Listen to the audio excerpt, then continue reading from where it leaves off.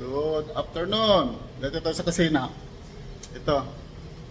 May lulutuin tayo. Tapos na tayo magluto ng ating tawag nito. Pansit. Ang daming na-overload sa sa lagayan. Ito papakita ko sa inyo ang ating mikos-mikos na pansit. Bisi-bisihan tayo ngayon. Ito. Ayan. Yung ating pansit. Sumobra yung sahog.